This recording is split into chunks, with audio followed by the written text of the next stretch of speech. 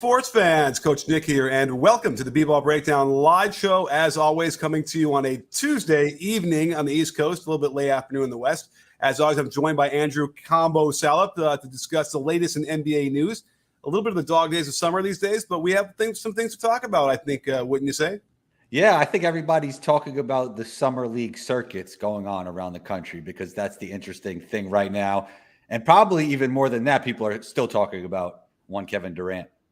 We are. Now, of course, in our effort to get this show on the road and on time, I didn't turn off my air conditioning. So I will challenge you to fill in the space for the next 15, 12 seconds or so until I can sprint to my air conditioning thing and then sprint right back. Can you do that?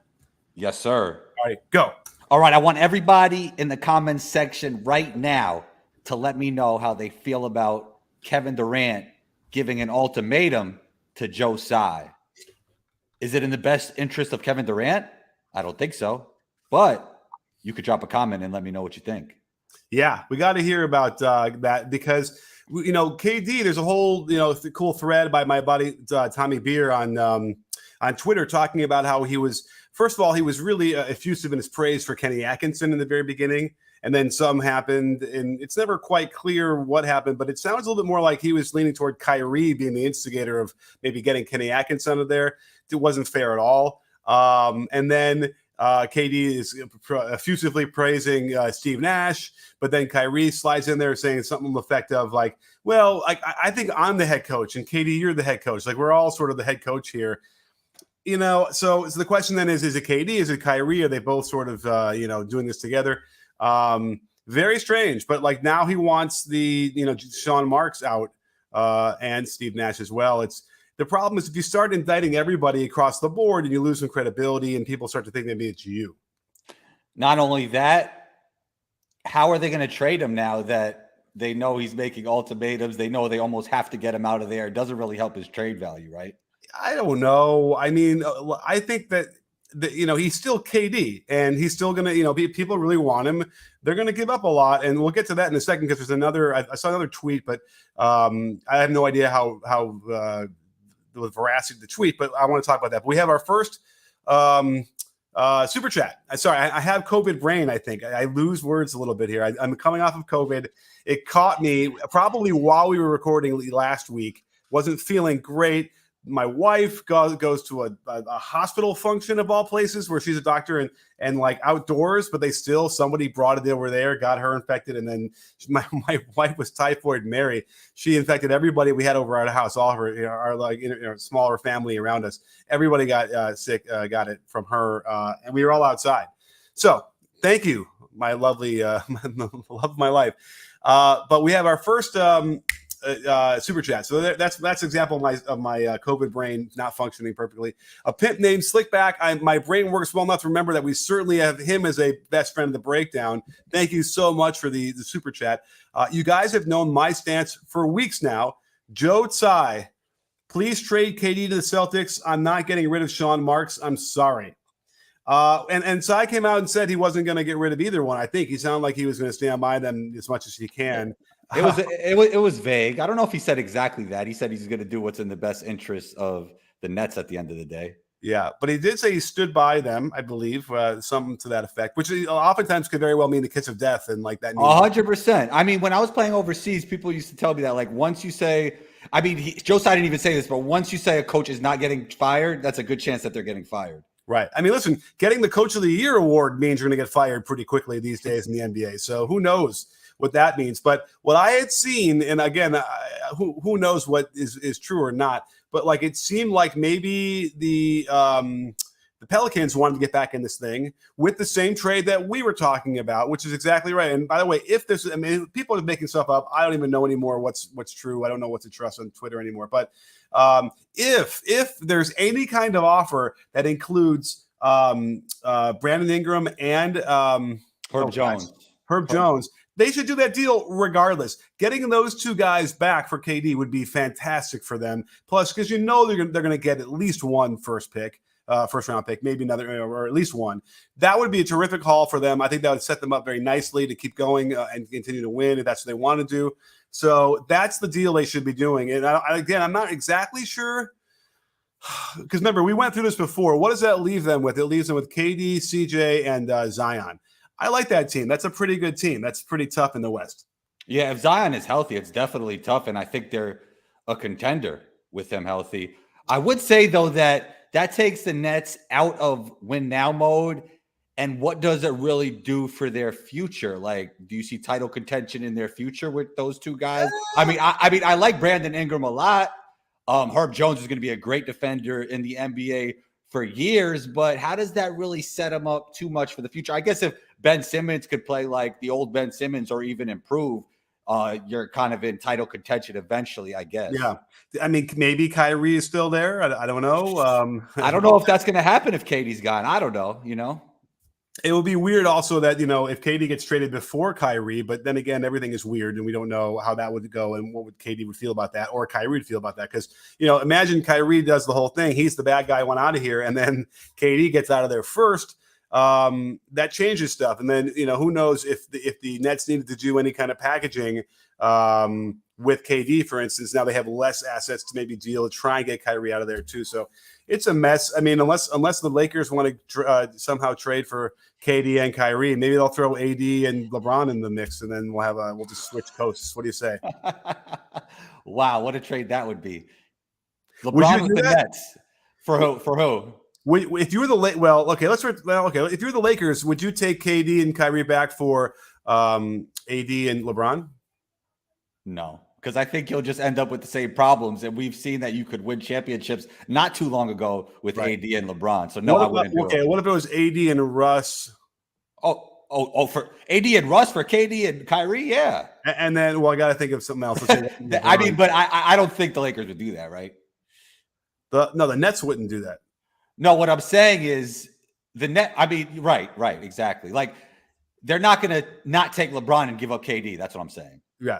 You'd have to probably include LeBron in that trade. And by the way, and the whole thing with LeBron is interesting because I believe it came up again what he's going to want to do to try and play alongside his son.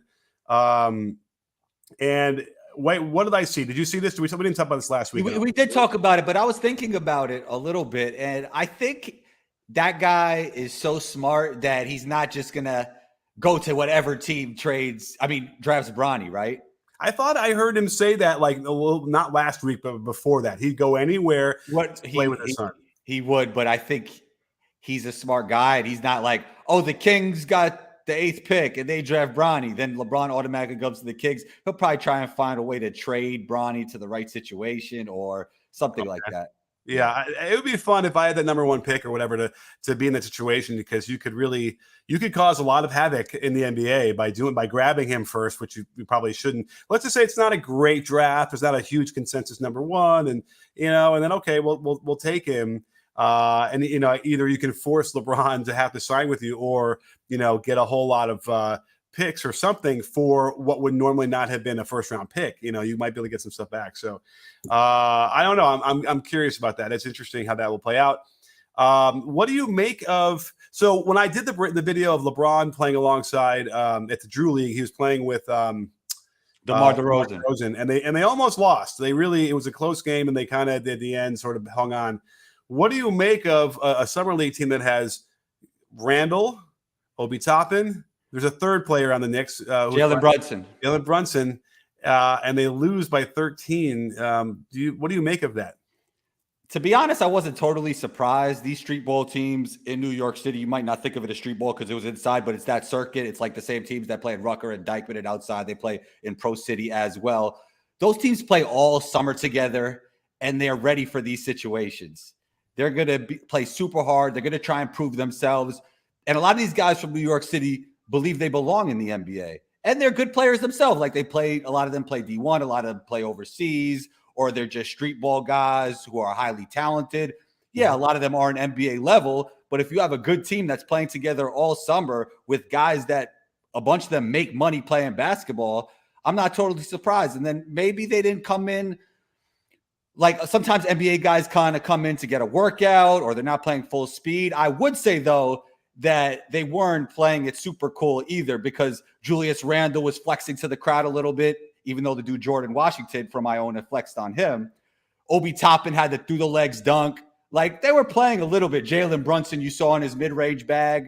They Yeah. weren't totally not playing, but they didn't have the level of intensity, I'm sure, as Avlife, which is the team that they were playing against. Okay. Yeah. I mean, it's been my experience that a lot of times they get a lot of deference to them and they'll let them kind of score. They get near the basket. No one's going to like foul them too hard. No one's going to really D them up. But it does tell you something. I mean, it's interesting that it just shouldn't happen, that team shouldn't lose. Because, invariably at some point, like as it's close or whatever, they usually they'll turn it on. Like you can't turn that off usually when you're being competitive. So it's just interesting. And just more fodder for the Knicks fans to wring their hands over as far as how this is going to work. But I mean, I'll go on the record. Randall is not the guy. They need to figure out a way that they can get something back for him that will benefit the team and not just like replace him with somebody similar. And they screwed it up. They had a chance to do it before, like it would have been really strange. Well, let's see. I think their run when I was a couple of years ago was right after the All-Star break or after the trade deadline. So they couldn't have traded him then, but I would have traded him as soon as that playoff series is over, where they had a nice second half of the season. They got into the playoffs and then they lost. The only problem I think with that is my memory serves, he didn't play very well in the playoffs and was sort of exposed as a guy who's just not going to be that guy. So they should have tried to get whatever they could have gotten then for him, because the worst part about it is that he's been sort of an unhappy player and a cloud wherever he goes. Like, which is what character is that in the Peanuts? Who has the cloud that follows him? Man, but he's stinky, right? Linus? Well, yeah. Who's got the stink lines, but who's got the cloud that always follows him? Somebody tell me in the discussion. Well, is it Linus? Linus has the blanket. Anyway, that Randall was like that guy. He's got the cloud following over him, and then no one's really going to want to bring that to their team, even if he can score a little bit in the mid range. Well, I would say that there's a lot to unpack with what you said there. First of all, it's hard to know that Randall was going to take that kind of regression after getting all NBA accolades, right? So, I mean, I think that's a tough time to trade him, but to your point, like he has no trade value right now, so they're going to have to let him play a little bit. I would say, like, what does this say about the upcoming Knicks season? In my opinion, absolutely nothing, and I don't think that's the reason why Knicks fans should fret. They should fret more because of the reason why you're talking about, that Julius Randle might not be a go-to guy, and that's how the team is set up right now. Okay. Yeah, that sounds fair. And also they're going to probably do they're probably going to get Donovan Mitchell. It sounds like they're really, trying to figure that, make that happen. Here's the answer. It's Pigpen. Thank you, Gus. We got Afro Nomo just missed winning that thing. We'll put both of them on there. Pigpen has the crowd, and that's probably a pretty good nickname for Julius Randle. Either way, it's a flawed roster. It's a problem. I think Thibodeau might also be a part of the issue too. He's coming to the end. Like there seems to be an expiration date for Thibodeau's kind of style of playing or coaching. So let's see here. He's been there. I like Coach Thibodeau. He's been very nice to me. Let's see. He's been there. This is going to his third year. And it seems like the third, fourth year is when people start to kind of, if he doesn't change his approach and the constant bellowing and yelling out and overcoaching and those things, it becomes a problem over enough time. And again, I want to make sure Thibodeau's a brilliant basketball mind. And he has spent time with me discussing basketball in a way that he never needed to take that time to do that. And he's always been gracious with doing that. So I want to make sure that it's clear that this guy is a good coach. I just think there's a stylistic thing that might be problematic, and it's sort of plagued him through wherever he's gone. So, I mean, some of it is roster construction and probably some of it is his system. It just seems like the Knicks struggle to get effortless buckets, which is so important in the NBA. Oh yeah, wait, and there's Heat Check. We got to get Heat Check. Do you want to join the show? If you're out there, I just see him. Let's put him up here. Did he just say what's going on? Even if you want to come on, email me. I'll send you the link. You'll join us. Have you seen Heat Check's channel? I don't think so. Oh, he's been around for a while. He does what I do, and we've done some collabs together where we've broken down the same game together back and forth. Haven't done it in a while. We should do it this year. I haven't seen him pop up in my timeline for a long time. So if you're out there, let me see if I can find Stefan. Okay, I don't know if it's the same email, but let me know and I'll email it to you. But that'd be fun. Always bring someone else in the mix. And I guess we're also looking in case Chris wants to jump in here. And then we're also missing, why I haven't seen it in the comments for a while is Rafi. So maybe Rafi's there and he wants to come on. We'll see him throw a little comment up there. I'll keep my eye on that.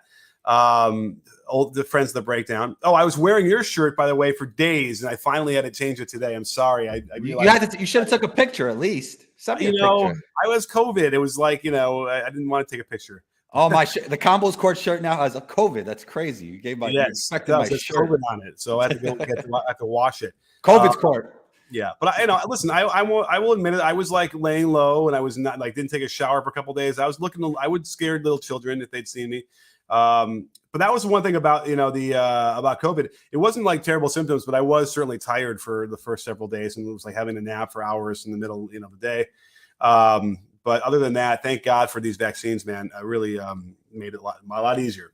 Glad you're feeling. The wife, by the way, took Paxlovid and had no symptoms. She really wasn't sick at all. So the only problem with that is it might rebound. So we're keeping our eye on that. So always be aware of that. But Paxlovid, if you have any kind of medical history of that you're concerned about, will get rid of a lot of those symptoms and be good. The best part about it was no sore throat. I don't know about you, but I can't handle sore throats. It really makes me as miserable as possible. Of all the things to get, runny nose or what a stuffy, whatever, that sore throat thing, I don't know for you, but it just it drives me nuts. Yeah, it makes it tough to eat too, which is annoying. All right, so Stefan is in bed right now. Oh, well, we can't do a segment with him in bed. That's fine. But, make sure to check out Heat Check. It's good stuff. He does, basically the same kind of deep dives into games. He catches stuff that I remember he did one on it was someone's free throw thing where they had to hold the ball. Maybe it was DeAndre Jordan. Chuck Hayes, remember that one? Yeah, well, his style for sure. But DeAndre Jordan, I think, kind of got better because he had to talk to the ball or he had to touch the ball. Something weird. And I never would have noticed that. I don't know how he did. He did a whole video. It was really cool. Which is funny because there's always those interesting, ways. When I was growing up, we could always we could imitate, players, and you could know like right away because there were such distinct free throw methods they would do. Do we still have that? I kind of feel like we don't. I don't know if we have the same kind of thing for these players now. Yeah, I feel like the originality of people's jump shots and unique jump shots have kind of went out the window. When I was growing up, you'd see all kinds of different players with all kinds of different jump shots, and we just see it's more uniform now between players. Like the jump shot looks more similar to everybody else's than ever before. That's interesting. But one thing we also don't see as much of, at least I don't see it in working with kids today, is like a lot of hitches in the jump shot. That's true. Do you feel that way? Yeah, definitely. I noticed even like when I watch a little bit of what's the top AAU stuff, EYBL, like not too many guys have bad energy transfer out of those kids. Like, yeah, some of them aren't reading the game well. It's a little bit too much ISO ball, but for the most part, the jump shots look good out there from the youth. Yeah, I mean, I think we finally solved that. We figured it out because I know when I was a young coach and I'd see players with that issue, I didn't know how to fix that. I knew it was a problem, and we would kind of try, but it was like we have so many more techniques now to iron out hitches and shots and to teach it from the ground up in the very beginning. So it's nice that people can understand how to make that work. And I think part of it always tended to be like if you didn't understand the timing of the knees and the arms together, then you'd get hitches. But now that and no one ever really paid attention to that. So I might actually do a video on the history of teaching the game and the history of basketball in the sense of training. Because I want to try, if I could find enough footage from like, even the 20s and the 30s, we'll be able to pull apart like what we did back then and how we did it. And if I got enough footage, then it'll be a crazy video because the methods we were teaching were just wrong, and it wasn't the best way to do it, and it took forever to figure it out. Here's the question for you. What do you think 30 years from today, when we look back, will look crazy? Oh, well, it's funny. I just was on IG, and someone's asking if you have a YouTube channel. You don't have YouTube, right? You're just IG? Combo TV, but I'm more developed on the podcast platform Combos Court. Okay, there you go. Yeah,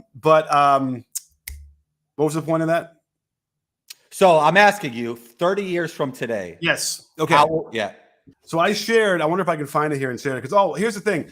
Anybody out there, does anybody have some good footage from that Knicks game that we just missed, that they lost by 13? I watched a little bit of it today. Like they had actually from the middle, like a normal fifth shot, or is it just like handheld in the crowd? Yeah. My guy CP, the franchise, has been on my podcast a bunch of times. He did a live stream. I watched a little bit of that, and then there was also some highlights. But the crazy thing is, there was more highlights of the Knicks players than the guys that were cooking up the Knicks players. Right. You know what I mean? Somebody, if they link me a little bit, maybe we'll throw it on the screen. We'll look at it a couple minutes. I thought that'd be fun because that won't get yanked down, I don't think. But So on IG, I shared this. Let me see if I can find it. Instagram. Coach Nick, you're back active on IG. I've been, dipping my toes. Well, you know what? I'm back lurking on IG. So when I was not feeling well the first couple of days of COVID, like I was just on my personal feed.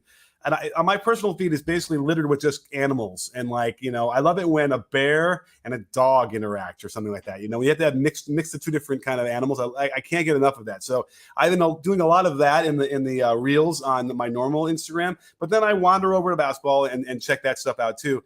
And I know I just shared one. Let me see if I can find it here. I shared it. I feel like Reels is a platform you could really benefit from. It's like quick videos. You're probably right here. The guy that I hit with, I shared it with him. So here it is.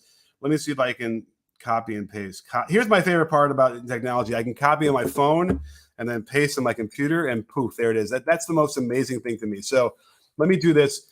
I want you to watch this because this was something I thought would be interesting, connecting to a lot of different repetitive actions you do in sports. So let me do this. Share a screen. Share a window. Here it is. Let's see. Can you see this? Now, you know what? Maybe I should make it can I make it full screen? Looks like golf to me. Yeah, but I can't go full. I can go like this, maybe like. All right. So can you see what he's doing? One arm golf. Now, you would think this is the absolute most insane thing you've ever seen, right? Who could possibly hit a golf ball one arm and look, he flows it over his head or whatever, right? Or something about the arm. But I looked at this and said, this is the kind of thing that, if you look how effortless it is, look how consistent he is with doing it. Why? And by the way, do you see where he's hitting it? Those are like 500-yard drives, straight as narrow, right? Like, I don't know if you can see completely. It's insane. So imagine if you could do that. Why not? And so, and that goes for okay, why not, do something like that for, maybe there's another equivalent of that for free throws or for shooting or anything like that. You know what I mean? There's a program in New York City, a high school team, and all of their players. I'm mad that I'm not giving them credit for what he does with his high school. I should know the name of the high school. It might be Manhattan Center in Harlem, that they all shoot free throws with one hand, the whole team. And some of the players to this day, even though whether they're playing overseas or wherever in college they played, they still shoot it to this day with one arm. That's crazy. I would like to see that. I mean, they probably, by the way, when you do that one arm shooting, which I think is ridiculous, and when I see coaches still doing this, with the one hand, and the one thing you do though get out of that generally is a good alignment. You turn a lot more to get the elbow in, and I want that same kind of turn basically when you're shooting with both hands or the guide hand on the ball. So I have a real problem when we're talking about training shooting and trying to isolate that one, position in the middle of a flowing action that's an athletic move. I've had trouble. I'd much rather get the beginning and the end and then let your body, solve that puzzle, on its own or through that process. Yeah, I think the issue with form shooting is a lot of the problems usually are caused by the guide hand, right? So I think that's something that you have to rep out with both hands on the basketball. You know what I mean? Yeah. We have another super chat. Let's bring this one. Felipe, thank you so much from R. Oh gosh, what is R? What would R be? I don't know if it's Russia, because Felipe would not be Russia. It would be somewhere in Latin America. I don't know. Anyway, thank you so much, Felipe. Mil gracias. Thinking Basketball and your channel are the best. Okay, we'll give Thinking Basketball a little love on the channel. Why not? Mr. Taylor. I've been trying to maybe even have lunch with the guy. Maybe he'll get back to me. Have you seen Gui Santos at Summer League? I didn't. Did you? Were you there did you see him when he was there? When you were there? I don't know if I saw him live, but I saw him a little bit, I think, on TV. I think he's a big forward who is he from the Philippines? Where is he from? What do you think of his potential? I haven't seen him, and I haven't seen enough. Yeah, I haven't seen enough. Brazilian. So that must be what Brazil is. R for Brazil. I feel like that makes sense, and I'm now going to be the idiot American. R. Why would it be R? Brazil. I don't know, but Brazil has got interesting stuff. They have weird letters for certain things. So I haven't seen him. Have you seen him? So what did you think? Any kind of feeling for him? I think he had a few good games, but I don't know enough to really speak on it. I do remember him though, and he had some good flashes. Okay, and not in person. I remember he was. People were talking about his play. For the Warriors. I mean, listen, we could even do something like this. We can go because we have the technology. I could type in his name and then Summer League, But like, I don't know. Do we put him on the screen for this? Because it's NBA content. Who knows? It is. So, but it's old, kind of old now at this point. I don't know. Well, what do you think? Should we? Anyway, we'll get back to you, Felipe. But I can't thank you enough for being part of the conversation. That was really, thank you for the nice comments. But Gui Santos, I'll see what I can do. Hopefully, you're following me on Twitter because a lot of times I'll maybe get to the answers there and stuff. There it is. From Brazil is Real. Okay, so right. So sometimes it's weird. I'm not quite sure why the R is Brazil, but it is. There is an R in Brazil. There you go. And I love Brazil. I've been there once, had the best time there. And so there you go. But they don't speak Spanish there, by the way, just so you know. Okay. I wanted to hear your thoughts on the Magic, Coach Nick, because my biggest concern for them is their spacing, and I'm afraid that even though they have some like solid shooters, they don't have a lot of movement shooters. They don't have a lot of catch and shoot guys. So do you feel like the spacing will be wonky at times when it comes to them, even though they could be one of the most exciting teams in the league because they have two of those point forward type players that could initiate offense? Yeah. We'll go through the Magic. By the way, I think I'm going to be on, way ahead of the game on this one. When people realize that they are the most fun team, they're going to be like, hey, look at you. Nonetheless, well, they have Franz and Mo as catch and shoot guys, right? Who could be kind of on the elite level of that. Franz is hesitant when it comes to catch and shoot. I feel like he's more comfortable getting to the basket, right? What I saw him from the three. He shoots it well. He just has to shoot a higher volume to give, like, let's say, Paolo some spacing, right? Yeah. Well, okay. So the question there is, on the 3 attempts per game, is he, garnering that space or not? Right. Probably they would be. And again, we talked about this before. The irony about that spacing notion is it's probably like a step and a half, right? It's about what you would end up going a little bit closer to a shooter than not. But those guys are quick and they'll rely on their athletic ability to get back quickly. But it's, I got to talk to the guys like at Second Spectrum or something. I want to know if they can calculate that by, in terms of square footage. Just how much gravity is, what is gravity worth? It can't be more than like 2 steps, right? I just don't. I think it's either you're on the lane line on the weak side, or you're a step and a half off of the lane line. Well, with the Warriors, I think there's some variance there when it comes to that, right? Because their gravity is ridiculous when you have Klay Thompson and Steph. I mean, Steph's like drawing 2 people sometimes away from the basketball. On a cut. He doesn't even have the ball. He does that. Right. No one else has really ever done that, as far as I could remember in the NBA. Like maybe like Larry Bird coming off of a pin down. Because part of the problem is you don't set a lot of pin downs a lot these days either, right? Like the Warriors do, and they set a lot of cross screens. But that's an interesting thing. I was just talking about this with Doc Shepler, who was my my brother from another mother and one of the best coaches I've ever been around. And neither of us like pin downs, because why would you want to have a guy shooting as he's sprinting full speed away from the basket when he catches the ball? Like that's a suboptimal. It's the hardest shot you can possibly take, especially if it's going to be a 3.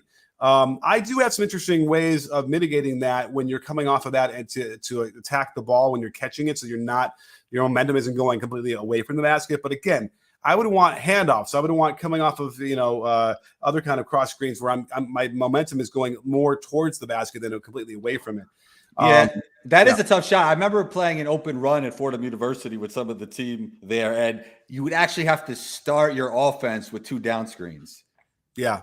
2, so like on either side? Yeah, on both sides. Because they wanted some kind of structure within the open run. But what's dumb about that is that, unless your point guard at the top is like a rabbit and his eyes can separate and see both sides at the same time, one of those actions is a waste, right? You're not going to be able to pass to the other one while the other one's happening. Well, yeah, I guess the focus should be like, who's the better shooter? You want to kind of be aware on that side, right? Yeah, I mean, there's something to be said about occupying the defense with some motion on the weak side to get them so they can't load up. But that was the big problem I had with Bobby Knight's motion offense, which dominated the landscape before you were born. So I don't know, Bobby Knight obviously has a place because he's a crazy guy who was grabbing everybody, kicking him and punching whatever he was doing. That was way off of balance, off base. But what was hopefully won't go ignored was that the way his teams played were exactly the way you're supposed to play. Like his teams played perfect basketball. But that said, his motion offense had so much wasted motion because of that. All his movement, you can hear the squeaking of the shoes and everyone's sprinting around, but you realize that, wait, your point guard can't see everything going on all at the same time, and you need a little bit more of a flow and balance to this, which is why like the triangle offense I thought worked so much better, is because it gave you a lot better. It's asymmetrical, like you're not doing the same thing on both sides of the floor at the same time, but it gives you reads to like, okay, I look here, I look here, I look here. The ball goes there. I know I'm going to cut there. I'm like, it gives you a good structure, but then there's ways to move in and out that structure, but you're not doing simultaneous actions that are going to be ended up half of them being wasted. So if that makes sense. So that was an interesting conversation I was having with him about that. And out of that, the most we see are the Warriors who would do the cross screen kind of thing, which as you're coming laterally across the court, and then you can step in and still get your momentum going to the basket on the jump shot versus straight out. And Steph can do it, but you've seen those shots when Steph, he'll come off that pin down and literally kind of like hop and turn in the air. And when he lands to catch it and shoot, he's almost like 45 degrees to the ground to like get his momentum back the other way. It's like the most insane shot ever of all time. He hasn't done it too recently, but he used to do a lot more. And I think that they don't do it because it's just too hard to get that shot off. I guess Iverson cuts were somewhat towards the basket, even though you were going lateral, right? And that could lead to better offense. That's a tough one too, though. I wanted to ask you this though: which offenses are most common in the modern NBA from what you see right now, and how do you see it changing? God damn it! I left my iPad in my house. Well, obviously, pistol is a big one. You know what I could do? Here, let's do this. Where am I? Let me log into my Lucio app, which I've been filling up my Lucio app with a lot of stuff. But people have probably seen this, and you can use it in a browser or on your iPad. It's awesome. Let me log in real quick because I'll share this with you guys. I'm in adding plays, and so if I go, let me see, where do I my pistol stuff? Actually, you know what? It's here. Knicks playbook, pistol. So let me show you. So pistol actions. Oh, there's no plays in there. Interesting. Okay, I'll find it. I'll find it for you. I just saw it. Where was I? Timberwolves. Here's one. Let's see what happens. Let me share this screen over here. Make it a little bit smaller so I can see everybody. This is fun. This will be fun. You know what's interesting about what's happening in the NBA? I feel like while the NBA has been a copycat league for so long, there are teams going in different directions. Like we see the Orlando Magic from the lower tier teams going to two like point forward type players. Obviously, you just had a video with about Minnesota, and they're going to two bigs. The Cavs are going to two bigs. The Warriors, obviously, the Cavs are three bigs. Marketing playing the three you're talking about? Yeah. Yeah. I mean, that you're right. And the Warriors still playing like sort of a death lineup, small ball at times. It's like extremes. Yeah, and the Celtics are kind of like a bunch of wings in a way, right? Like they got who's the second like bigger ball handler for the Magic that were besides Paolo?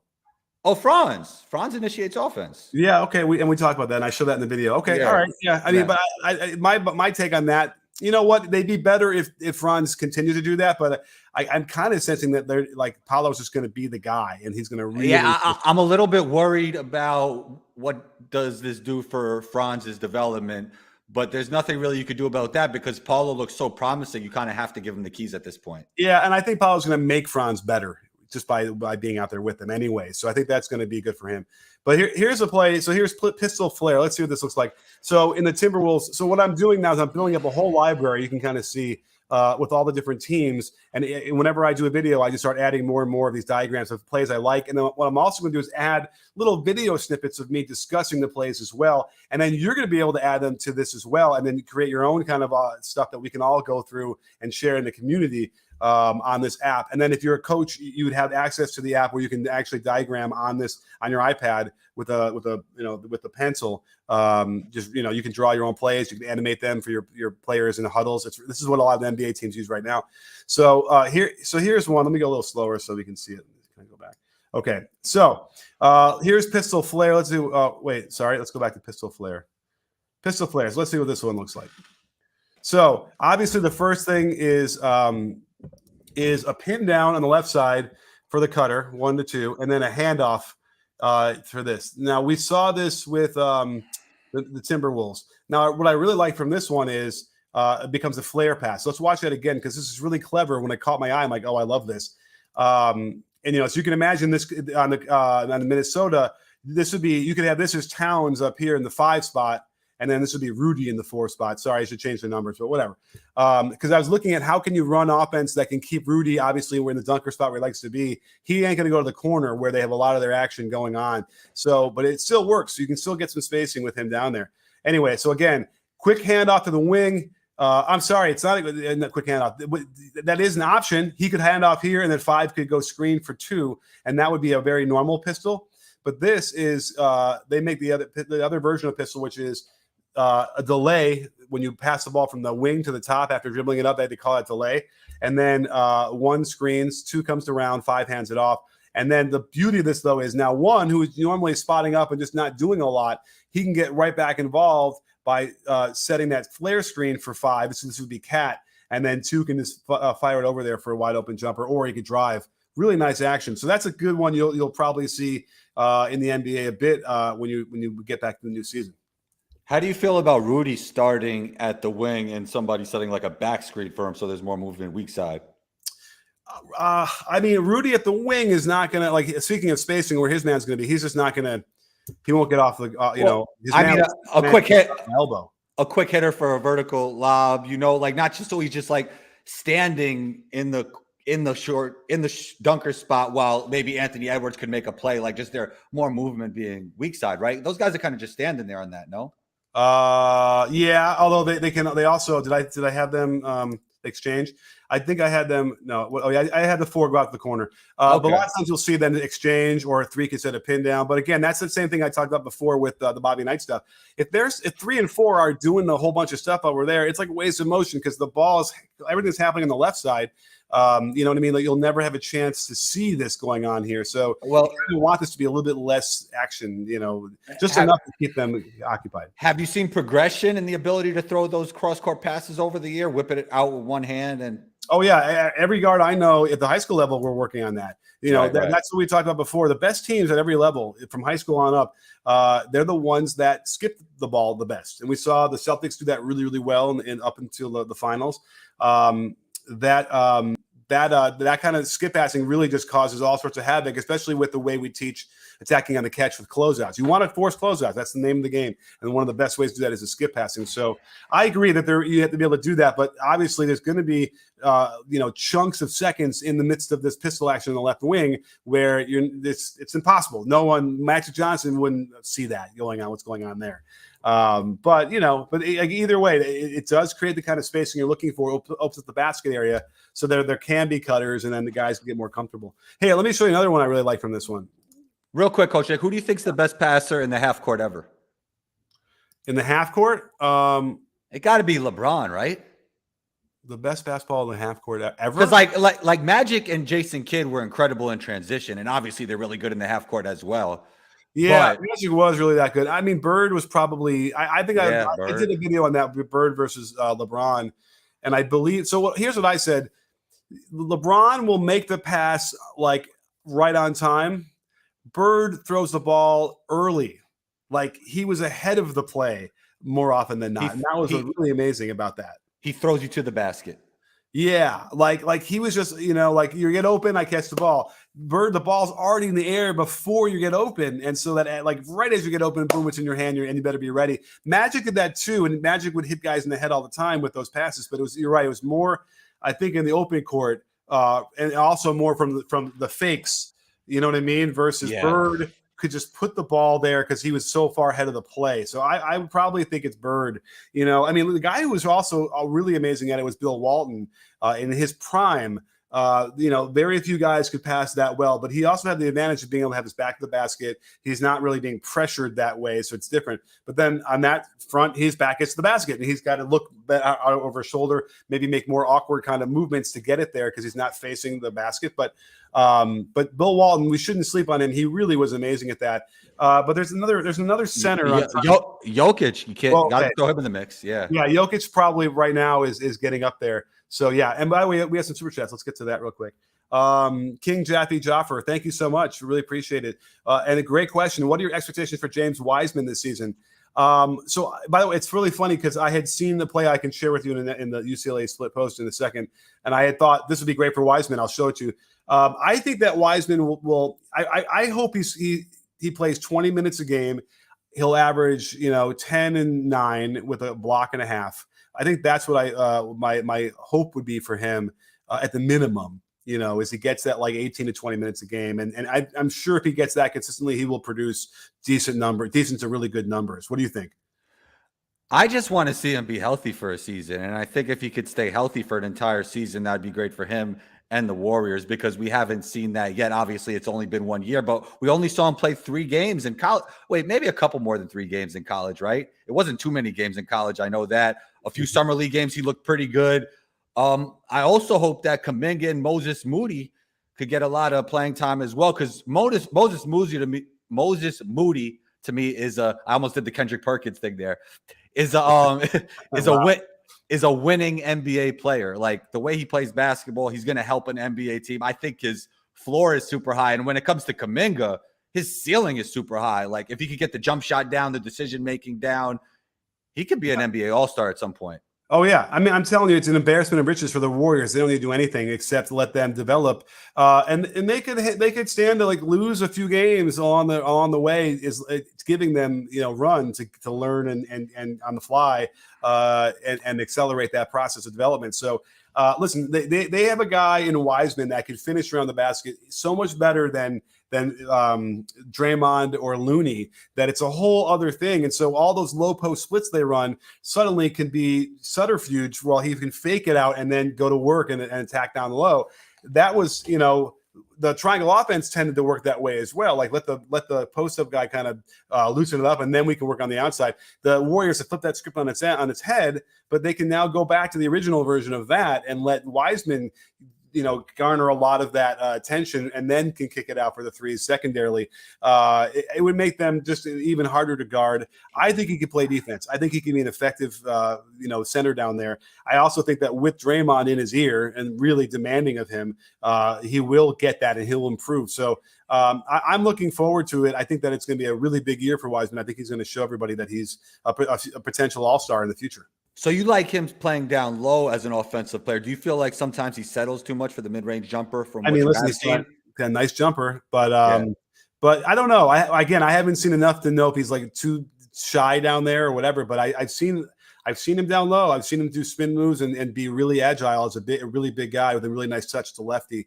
So he's got all the tools. He has all the tools. The thing about it's hard to compare him to like Looney and Draymond because those guys have crazy intangibles, even though they might not be the finisher that James Wiseman is, right? I mean, yeah, but if we're talking about finishing, those two guys are not good finishers, and I'm frustrated because it's the kind of thing you should be able to improve, and they have not, and they won't, I suppose, at this point, and that's frustrating. Looney should be better, and he's I get it, he doesn't get off the floor real well, but still, you need to be able to figure out how to be a better finisher at that position. And then, Draymond, his drives are an adventure, and they always will be. And for some reason, his offensive development, aside from the passing, just doesn't want to improve. He's stuck somewhere, and it's too bad. He should be improved. He hasn't improved at all, basically, and that's a real shame.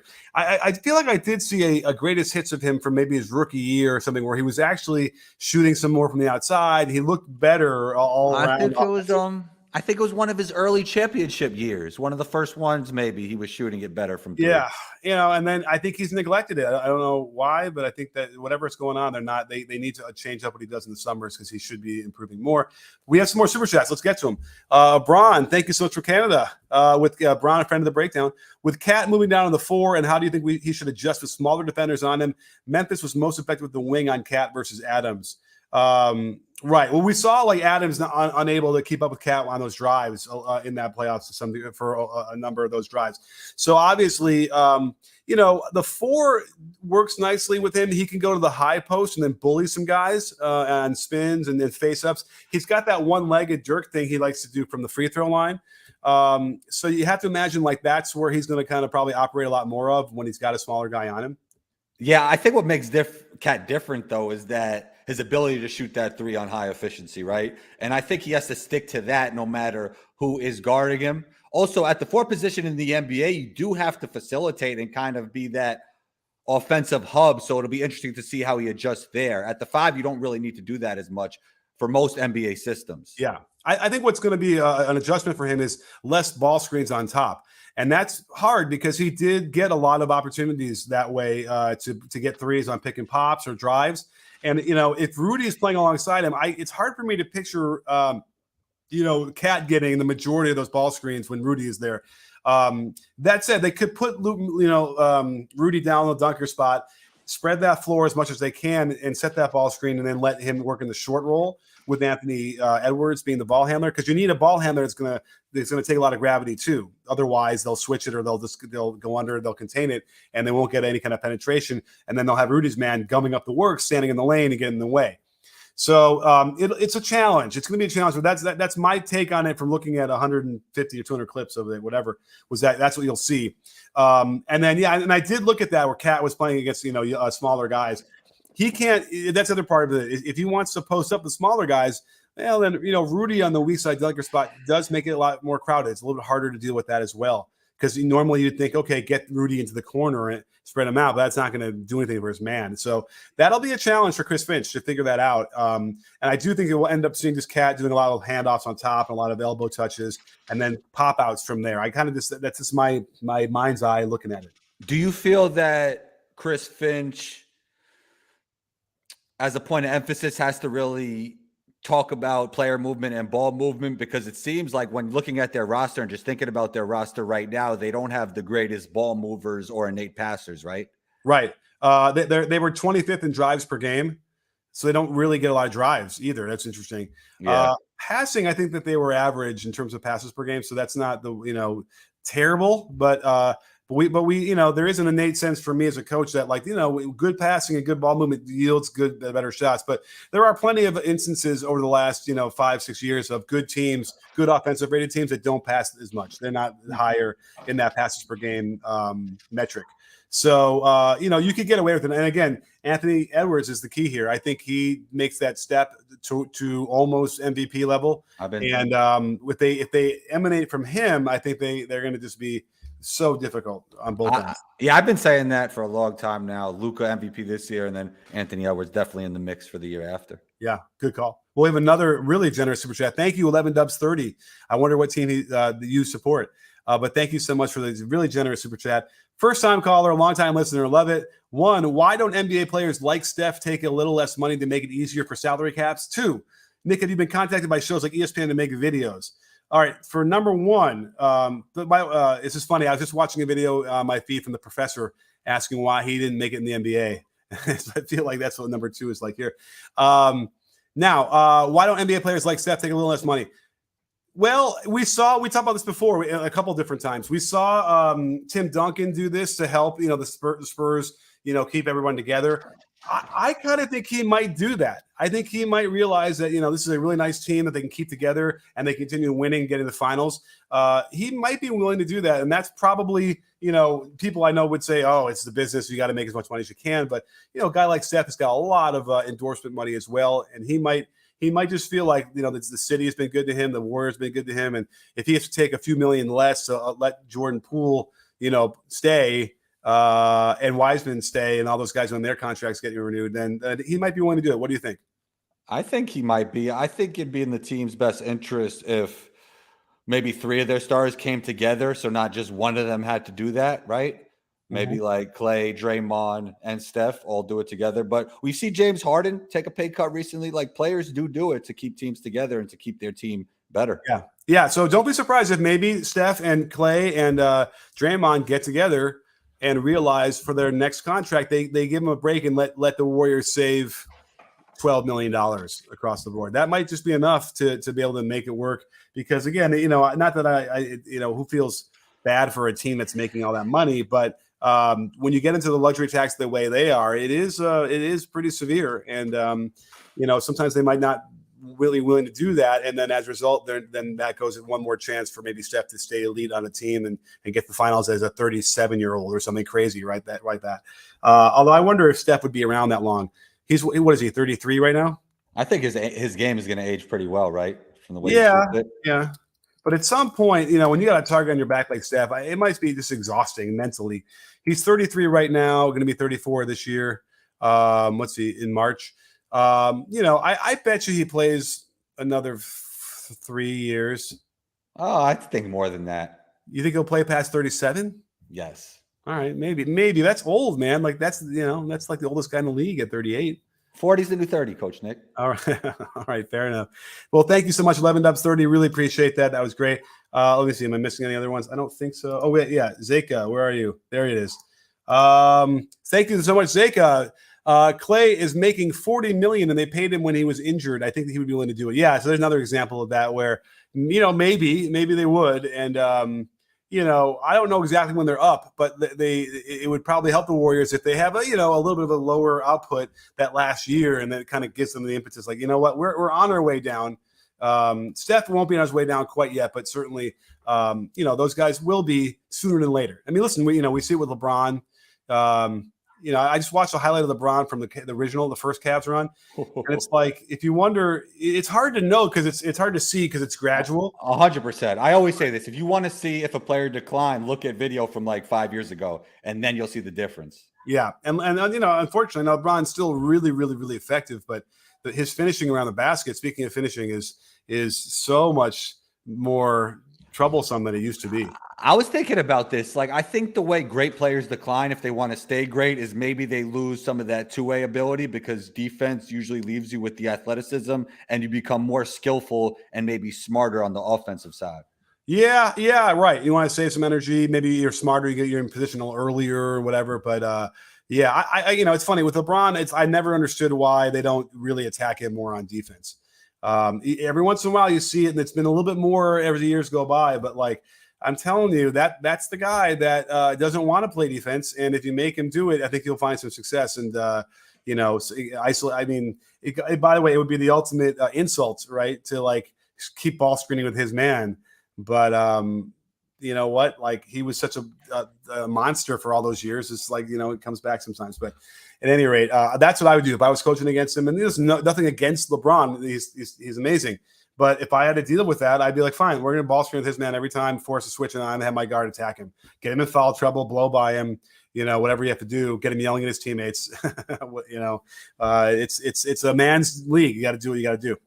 I didn't see anybody in the comments talking about or with links to this footage at all of this Randall-led team losing. Anyway, oh well. But let me show you this one last thing I wanted to show you, and I got to go in about 5 minutes. But let me show you this other thing I wanted, this other play I really liked. I don't think I put it on the video, but we can all see this. So let me get back to here. It is. Okay. So this was a really interesting thing. I'm gonna, if I do this, what happens? Yeah, let's just try this real quick, and you can see it as a video. And hopefully nobody gets me in too much trouble. But let's see here. Let's go here. So this is fascinating because this is a UCLA cut. Oh, first of all, Iverson, UCLA, low post split, pick and roll in the post, and then feed the post to Cat, who goes to work. And this is why I think this is where Wiseman can be, and he scores. So let me go through the diagram. That last pick and roll was old school where they initiated it, right? Yeah. Like the mid-range. Right. Well, that's that you pick and roll the guy in the post, which is, I think, devastating. More teams need to do it. But so let's go over these things. So first of all, we have an Iverson cut, right? That's the 3 cutting off of the 4 to the strong side. It's not necessarily a scoring opportunity, although sometimes you can kind of quickly catch it, turn the corner, and go to the basket, and that you can get that. But anyway, most of the time in the NBA, it's just a way to get the ball to the wing. So Iverson cut. Now, this is an old-fashioned UCLA high post. After you pass the ball to the wing, one rubs off the 4. And this has been in the triangle offenses in UCLA's. They ran this with Kareem Abdul-Jabbar and Bill Walton and all the guys at UCLA. So one's going to cut off of that UCLA cut. Now they feed the post. So this, by the way, it's a great way. In the 70s, they would do this in the NBA. That's how they would feed the post to get the guy open. I kind of prefer coming across the lane more because you're like looking at the ball the whole way. But having that back screen here and then getting into the low post is a great way to get that post feed. Now, this is a normal Warriors thing, the low post split, where the 3 will screen for 4, right? But here's what was really exciting was normally this would be like Curry coming around getting a 3-point shot at the wing, and it's an easy pass from the wing, from the low post. This could be Wiseman here. Instead, though, Oh, I'm sorry. This would be Wiseman here coming. Wiseman comes around. He obviously isn't going to shoot that necessarily from three, at least. So he goes and screens the guy in the low post, which, generally you'll get a layup or a lob out of this one. This is game over if you're that close hitting a ball screen. But if not, then Wiseman just turns around. He's in the post and you let him just go to work. So I'm telling you, that would be it's a lot of stuff going on, and you could probably get a lot of shots before you get to that low post at the very end for a score. But that's okay. Let that be a Wiseman flow where he's not going to argue if they get a nice layup off of an earlier action out of that. And if it gets all the way through the end, boom, he gets the post up. He can go to work with 5, 6, 7 seconds in the shot clock. That struck me for some reason as a great play they can run for him. Yeah, I like it, Coach Nick. A lot going on there, but I definitely like a lot going on. But by the way, that's some of the stuff that Chris Finch was running. Like I got to tell you, low key under the radar, like kind of slipped underneath my radar. I wasn't paying attention enough to the Timberwolves during the season, and you can bet your ass I'm going to do it this year because they're going to be, I think, more competitive. I say they're going to win 50 games. That gets them to that 4th, 5th range in the West at least, and they run a lot of cool stuff. Yeah, and when he came to the team, Anthony Edwards' role on the team totally changed. Like I remember watching Anthony Edwards before Chris Finch got there, and he was kind of like hiding in the corner at times, which was kind of weird. And Chris Finch really got involved and just realized what kind of talent he has there. Oh, yeah. Yeah, I mean, I'm ready for him to take that next step and really start running more pick and rolls because he didn't get a ton of assists, but he can pass, and he can learn, and he can hover in the air for a while and then make passes. So you got to let that horse run free, and you'll get rewarded greatly. We have another super chat. Let me find it here. Let's scroll down. Here we go. Oh, here it is. The Shiny Hexerus. Thank you, Shiny, a friend of the breakdown. Thank you so much. Summer League showed Wiseman a willing 3-point shoot. Yeah, he only played in a couple of those games. But I'm telling you, he has that. Imagine that from that position, he can block some shots. He can get down low and score. He can space out to the three. He's got a nice looking jump shot. So I wouldn't be surprised if he's 30, 32% from there, which is, viable. So another great call where he is working on that. He's willing to do it. It just makes it kind of unfair. If he develops the way I think he will, then it's just not fair. The Warriors are going to win a title and then stick him in the lineup. Yeah, I mean, if he develops like you think he does, they'll definitely have a player who's on a great contract because those are the type of players that are really steals and they're high value, when you have players who could produce and contribute on a rookie contract. Absolutely. I mean, again, that's the name of the game here. And they have 3 of them in Wiseman, Moody and Kuminga. Yeah. Kuminga. I was going to say Poole, but Poole actually is on. I don't know if it's the rookie contract, whatever it is. It's a ridiculously great value. So they're going to have to pay him, a lot of money when it's up. Right. I mean, like Tyrese Halliburton's like that now, and dude on Memphis who's really good, the shooter, strong. Bane. Yeah, like guys like that, man, they just help out so much because you could still pay your stars and have players on low contracts, but Tyrese, Bane, they're going to get paid eventually, and it won't be the same. But for sure. And Ricky wants me to go over all the terminology. I should do that. I should make a video anyway. I've been meaning to do that. And by the way, what I'm also going to do is have it all laid out in that app I just was sharing that you can all be part of. So just stay tuned for that. I'm filling it up this month, and so when we really launch it in earnest, you're going to be able to download this app. It'll be a great tool for you to learn, and you can draw, and you can use it for your team if you want to. And we'll have discussions privately, like almost like a Discord thing there. So, but yeah, I'll do a video on that. I am going to do this right now going forward for the next 4 or 5 videos. I'm going to do a series on the top 5 or 6 players in the NBA and my most favorite sets that they run to get them shots. I think it'll be a really cool video because you'll see how different it all is for different players. It'll be the top players everyone loves to watch anyway, but it'll be a nice X's and O's thing. I think it'll do really, really well, and I'm excited about that. So stay tuned for that. And then any other ideas, please throw them out there while I'm dealing with August and September blah of subject matter. Sounds great. All right. Well, guess what? I got to go run. I'm feeling well enough. I'm going to go whack some tennis balls, I think, before it gets too late. But Combo, what do you have to plug right now? Combo Scourt Podcast, COMBOSCOURT. 1-2 Combo on Instagram, ONETWOCOMBO. And make sure you subscribe to the B-Ball Breakdown YouTube channel. We're out here, Coach Nick. Absolutely. And please watch the last video I dropped on This is my COVID brain. Minnesota.